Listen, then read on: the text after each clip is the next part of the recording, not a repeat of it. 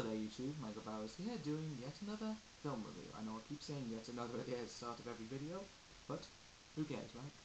Anyway, I'm actually in quite a good mood because I have just come back from a screening of G.I. Joe, The Rise of Cobra, or Cobra as other people could say it, and I have to say, it was a great movie for me, and it was very enjoyable to watch.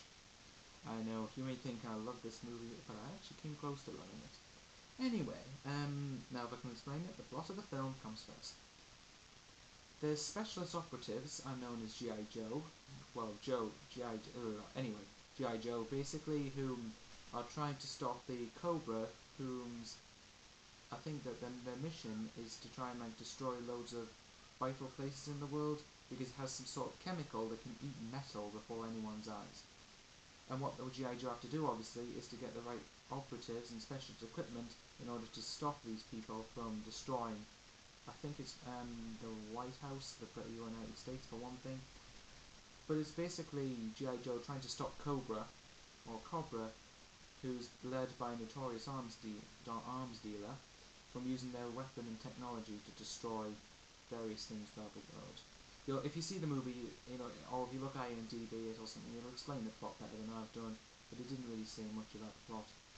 Anyway, but sorry if it's not a good synopsis. Moving on. Now, I have to say that the cast in this movie was actually very good. I didn't expect, because when I went to see this, I expected it to be just an action fuel ride that didn't have a story, or much of a story anyway. In some ways it turned out to be that, but in general, I just really liked this movie. It was, because I've been wanting to see this for quite a while.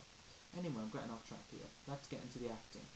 Now, first of all, you have, I think it's Channing Tatum.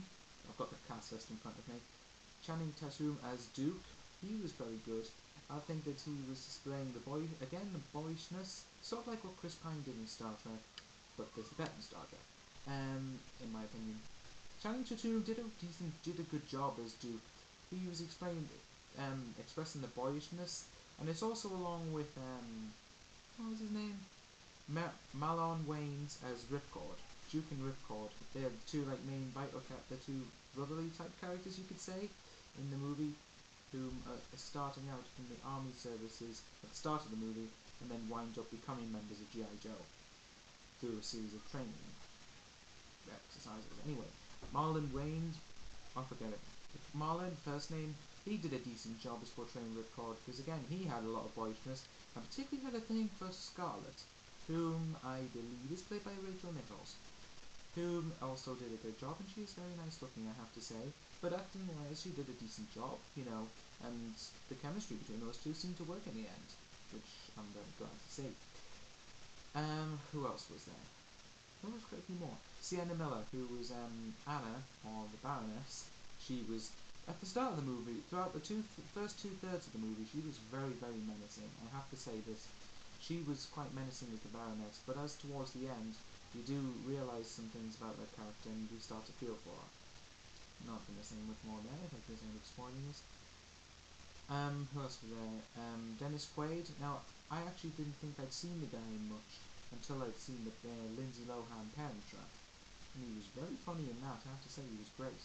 And he was really good in this movie as the General Hulk. He really was. I liked his character, and at one point I thought he died, but his character didn't. And I was very relieved to see that, because again, that's another thing. That's some of the movie critics have been saying that there was a lot of character development in the first half hour of the movie, and it was done incredibly well. So of course, that when you get to the final showdown, you care more for the characters. I know that like Tom Chalavash, another good movie critic, said that in Transformers 2, for instance, there was a lack of character development, and you wind up not caring for the characters, although for some reason I ended up caring for the characters, because technically isn't that what the first movie's for? Anyway, this isn't about Transformers. Now, film in general. This film is engineered for action, and I mean it. It is.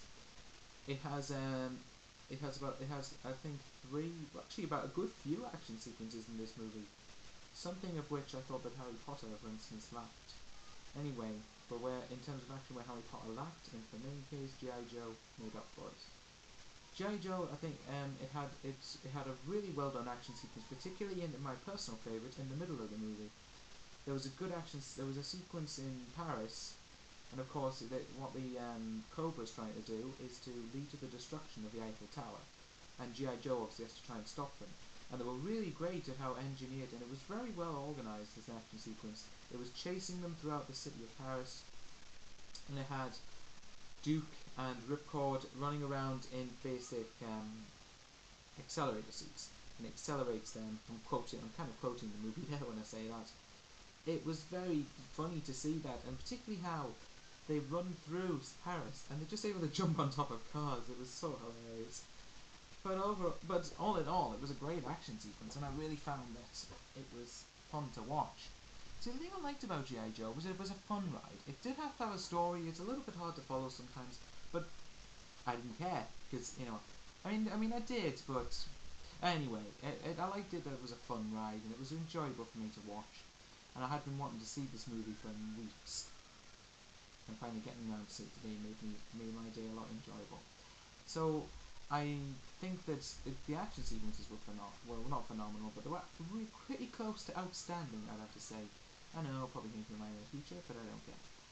I think that they were really well done, very well organised, particularly, like I said before, the action sequence in Paris, my personal favourite of the movie, was incredibly well done, and of course, then all the stuff that comes from that scene leads to the very pounding climax, which isn't quite as good as the Paris action sequence, but it is still great. Now again, the acting was decent. Screenplay, a lot of people probably were criticising the screenplay. Some of the dialogue was a little bit off, but overall, in general, the dialogue I think was well done, and the script was incredibly well. I don't care what people say, I felt it was incredibly well written. And now I have been I've been seeing a lot of critics on the YouTube saying what an awful movie this is. To those people, I'd have to say I entirely disagree with you. I've saw this movie and I think it just incredibly enjoyable. It's definitely near my top 10 list of best of 2009. It's near. I would say probably put it at number 3. That's my view at the moment. It's not the best I've seen this year, but it's certainly better than Harry Potter. I'm sorry, Harry Potter fans, but you've heard me. I think G.I. Joe: The Rise of Cobra was much better than Harry Potter and the Half-Blood Prince. So, again, it was a good story, even though maybe it could have been. Well, okay, here's a couple of little flaws. One was the story. I think the story could have been a little bit better explained. It was kind of a bit. For some people it can be hard to follow, and even for me, even though I really didn't, don't get me wrong, I really enjoyed this movie, but I think it was kind of hard to follow in some places. But again, my opinion. So, overall, that's really the only flaw I can think of. Maybe the character of Rex, whom is played by Joseph Gordon-Levitt, and he could have had a bit more character development, but there were a couple of flashback scenes in this movie which I enjoyed. Now, it didn't focus too much on the backstory, which I feel makes it a fun ride. It had just the right amount of character development, it had just the right amount of backstory for people, and more importantly for me, it had a good amount of story and good amount of action. So, now, what is my overall rating for G.I. Joe: The Rise of Cobra? This is pretty hard, this. I don't know it's definitely at least 4 stars, but I don't know whether to give it. Oh, what the heck. 4.5 stars out of 5. I think it was a fantastic movie. I really enjoyed it from beginning to end. It had perfect pacing for me. This is the first movie of 2009, one of the few movies of 2009 where I didn't have a problem with the pacing. It was incredibly enjoyable, and despite what many people think, I think it was 10 times better than Star Trek, way better than Slumdog Millionaire, even better than Harry Potter. And I mean that. Even better than Public Enemies and Angels and Demons. I liked this. I really loved this movie. Not as much as like The Dark Knight, but it's on a par with Transformers 2 and Wolverine. So that's my overall review of G.I. Joe: The Rise of Cobra. I'm sorry this is not the best, but I just really love this movie. That's what I just wanted to get across. So until next time, YouTube, Michael Bowers, signing out.